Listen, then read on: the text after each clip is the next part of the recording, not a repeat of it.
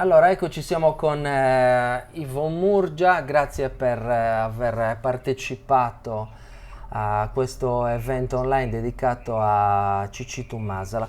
Ascolta Ivo, ti chiediamo un ricordo di Ciccitu perché tu comunque sei stato anche uno degli ultimi che l'ha intervistato.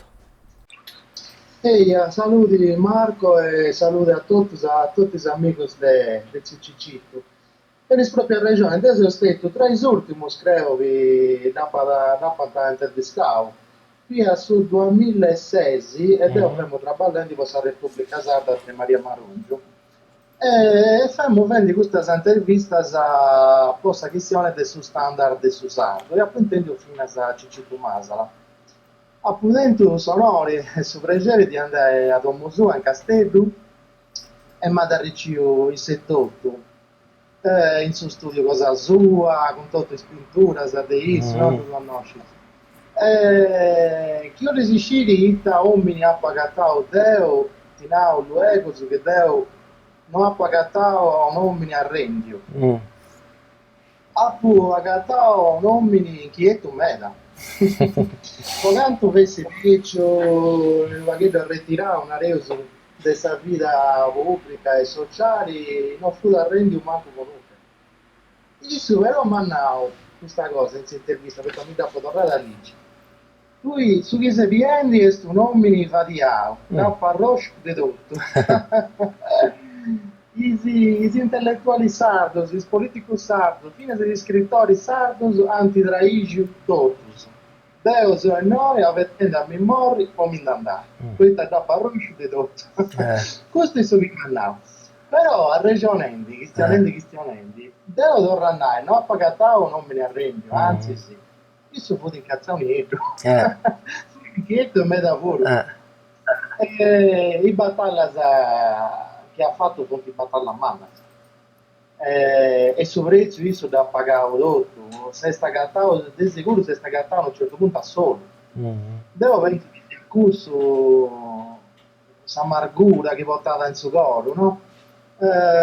Su desessa gattavo a solo, forse una rata antitraici dotti. Mm. Però non mi piace e forti meta ancora quando da pagata.